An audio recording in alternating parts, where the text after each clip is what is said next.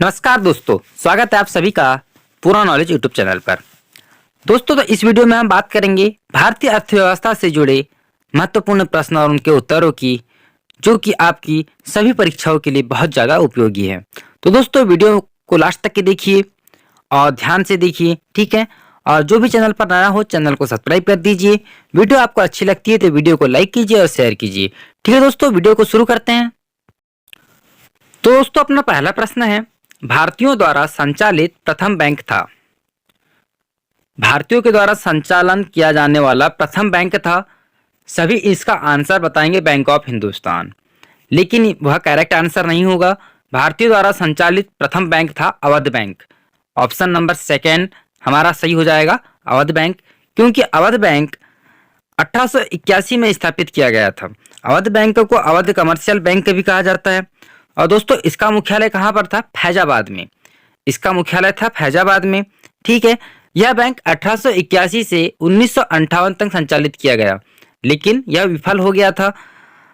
इस बैंक की आपको बता दूं, क्या एक बहुत ही छोटा बैंक था। इसकी कोई ब्रांचेस नहीं थी, यह सिर्फ स्थानीय जरूरतों को पूरा करता था। तो भारतीयों के द्वारा संचालित किया जाने वाला पहला बैंक है अवध बैंक, जिसका कि मुख्यालय फैजाबाद में था, ठीक है दोस्तों। और इसकी स्थापना कब की गई थी? 1881 में। अगला प्रश्न है, भारत में निम्नलिखित फसलों में से किसकी कृषि शुष्क खेती के अंतर्गत की जाती है? आपके सामने ऑप्शंस है, मोटे अनाज, तंबाकू की खेती, मूंगफली की खेती, मक्का की खेती। तो दोस्तों, किसकी खेती शुष्क खेती के अंतर्गत की जाती है? तो इसका सही आंसर हो जाएगा ऑप्शन ए, मोटे अनाज की खेती। भारत में मोटे अनाज की खेती शुष्क खेती के अंतर्गत की जाती है, ठीक है। अगला प्रश्न है कि आर्थिक दृष्टि से एक पिछड़े देश की विशेषता नहीं है। आर्थिक दृष्टि से एक पिछड़ा देश की विशेषता नहीं है, तो दोस्तों कौन सी विशेषता नहीं होगी? प्रति व्यक्ति निम्न आय, उच्च मृत्यु दर, उच्च निरक्षरता और प्राथमिक क्षेत्र में निम्न श्रम अनुपात। तो पिछड़े देश की विशेषता नहीं होगी, इसका करेक्ट आंसर हो जाएगा प्राथमिक क्षेत्र में निम्न श्रम अनुपात, है ना। आर्थिक दृष्टि से एक पिछड़े देश की विशेषता यह नहीं हो सकती है, जो कि है प्राथमिक क्षेत्र में निम्न श्रम अनुपात, ठीक है दोस्तों। अगला प्रश्न है, किसी राष्ट्र की राष्ट्रीय आय होती है। किसी राष्ट्र की राष्ट्रीय आय, टोटल राष्ट्रीय आय किस प्रकार की होती है या कैसी होती है? तो इसके ऑप्शन रहेंगे, सरकार का वार्षिक राजस्व, उत्पादन आयों का योगफल, सार्वजनिक क्षेत्र के उद्यमों का अधिशेष या निर्यात में से आयात घटाकर। तो दोस्तों, राष्ट्रीय आय किस प्रकार की होगी? तो इसका करेक्ट आंसर होगा उत्पादन आयों का योगफल। उत्पादन आयों का योगफल किसी राष्ट्र की राष्ट्रीय आय होती है, ठीक है। अगला प्रश्न है, कौन से राज्य में गरीबी रेखा से नीचे के व्यक्तियों का सबसे कम प्रतिशत है? अर्थात कहने का मतलब यह है कि भारत में ऐसा कौन सा राज्य है जिस राज्य में गरीबी रेखा से नीचे के व्यक्तियों का प्रतिशत सबसे कम है या सबसे कम गरीब नागरिक है? तो दोस्तों, इसका आंसर हो जाएगा correct answer option number 3, Punjab में। भारत के पंजाब राज्य में गरीबी रेखा का स्तर बहुत कम है, ठीक है। भारत की राष्ट्रीय आय में सर्वाधिक योगदान निम्नलिखित में से कौन सा क्षेत्र करता है? राष्ट्रीय आय में सबसे ज्यादा योगदान किस क्षेत्र से आता है? इसके ऑप्शंस है, बैंकिंग क्षेत्र का, व्यापार क्षेत्र का, विनिर्माण क्षेत्र का और कृषि क्षेत्र का। तो दोस्तों, राष्ट्रीय आय में सर्वाधिक योगदान है ऑप्शन नंबर 3, विनिर्माण क्षेत्र का, है ना। कृषि क्षेत्र का ऑप्शन गलत है। विनिर्माण क्षेत्र का जो योगदान है भारत की राष्ट्रीय आय में वह सर्वाधिक है, ठीक है। चलिए नेक्स्ट क्वेश्चन है, ई बैंकिंग में ई अक्षर का क्या मतलब होता है या क्या घोषित करता है? शुद्ध हिंदी में कहा जाए तो ई अक्षर क्या घोषित करता है या क्या बताता है ना, ई बैंकिंग में। तो इसके ऑप्शन रहे, अनिवार्य बैंकिंग, इलेक्ट्रॉनिक बैंकिंग, आर्थिक बैंकिंग और विस्तार बैंकिंग। तो ई बैंकिंग में ई अक्षर क्या घोषित करता है या उसका मतलब क्या होता है? तो इसका करेक्ट आंसर होगा गाइस, इलेक्ट्रॉनिक बैंकिंग। ई बैंकिंग में ई जो वर्ड होता है वह क्या दर्शाता है? इलेक्ट्रॉनिक बैंकिंग को, है। इसका करेक्ट आंसर है option number second, electronic banking. Next question है, कुल मूल्य के दृष्टिकोण से भारत में आयातित वस्तुओं में सबसे महत्वपूर्ण कौन सा है? क्वेश्चन को समझ लो एक बार कि कुल मूल्य के दृष्टिकोण से भारत में वस्तुओं में सबसे महत्वपूर्ण कौन है या सबसे महंगा क्या है। भारत में जो सबसे महत्वपूर्ण योगदान जो होता है महंगाई के मामले में, जो कि आयात किया जाता है, तो दोस्तों इसका करेक्ट आंसर होगा पेट्रोलियम एवं पेट्रोलियम उत्पाद। पेट्रोलियम एवं पेट्रोलियम उत्पाद जो होता है भारत का आयात किया जाने वाला सबसे बड़ा एक पदार्थ कह सकते हैं या एक सामग्री कह सकते हैं भारतीय व्यापार को लेकर के, वह ईंधन है ना। तो कुल मूल्य के दृष्टिकोण से सबसे महंगा जो होता है वह होता है पेट्रोलियम और पेट्रोलियम उत्पाद। तो आयातित वस्तुओं में सबसे महत्वपूर्ण स्थान किसका होगा, इसका करेक्ट आंसर है पेट्रोलियम एवं पेट्रोलियम उत्पाद। ठीक है गाइस। नेक्स्ट क्वेश्चन है निम्नलिखित में से किसके बदले वैट आरोपित किया जा रहा है।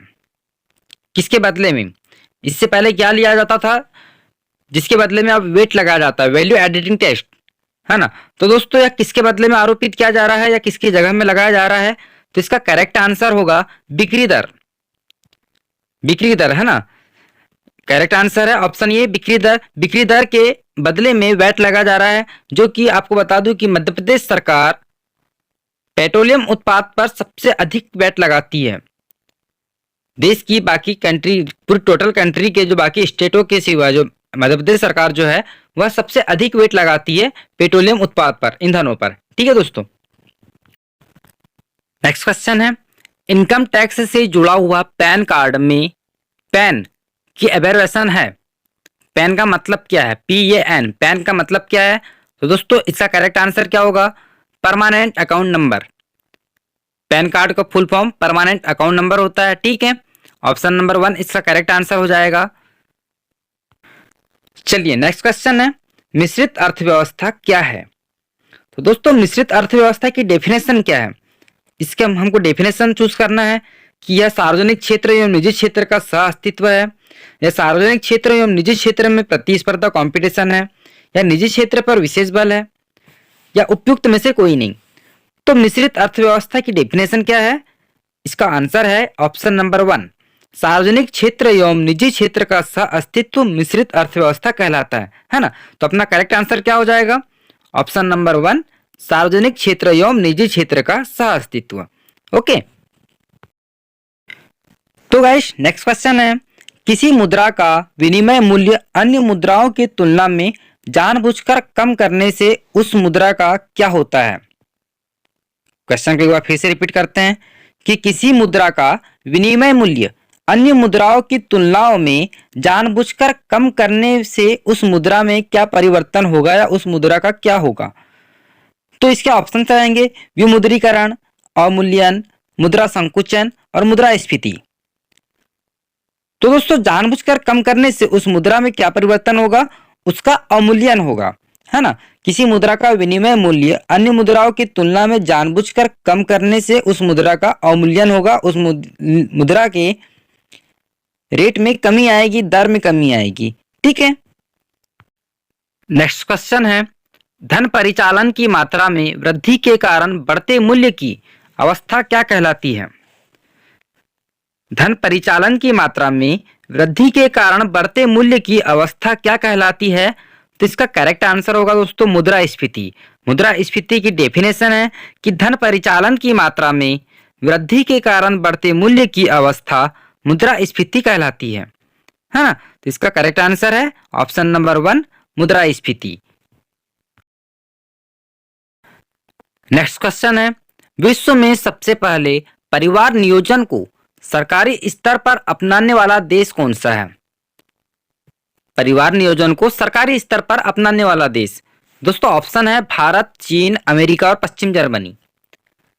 क्वेश्चन है कि विश्व में सबसे पहले परिवार नियोजन को सरकारी स्तर पर अपनाने वाला देश है, तो इसका करेक्ट आंसर है दोस्तों, सही आंसर होगा भारत, ऑप्शन नंबर 1 भारत, है ना। आपको बता दें यह है कि भारत विश्व में सबसे पहला देश है जिसने परिवार नियोजन को सरकारी स्तर पर अपनाया है। ठीक है। अगला प्रश्न है राष्ट्रीय आय का परिकलन निम्नलिखित में से एक को छोड़कर अन्य सभी तरीकों से किया जा सकता है। राष्ट्रीय आय का परिकलन निम्नलिखित में से एक को छोड़कर अन्य सभी तरीकों से किया जा सकता है। तो हमें यह वह चूज करना है कि जिस तरीके से इसका परिकलन नहीं किया जा सकता। तो दोस्तों इसके ऑप्शंस है सभी प्रकार की बचत का योग, सभी व्ययों का योग, सभी प्रकार की आय का योग और सभी प्रकार के निर्गतों का योग। तो दोस्तों इसका करेक्ट आंसर है ऑप्शन नंबर 1, सभी प्रकार की बचत का योग, है ना। राष्ट्रीय आय का परिकलन सभी प्रकार की बचत का योग को छोड़कर अन्य सभी तरीकों से किया जा सकता है। तो दोस्तों यह थे हमारे भारतीय अर्थव्यवस्था से जुड़े कुछ महत्वपूर्ण प्रश्न और उनके उत्तर। उम्मीद है आपको वीडियो अच्छी लगी होगी, वीडियो पसंद आई होगी। तो प्लीज वीडियो को लाइक कीजिए और अपने फ्रेंड्स लोगों के साथ में ज़्यादा से ज़्यादा शेयर कीजिए।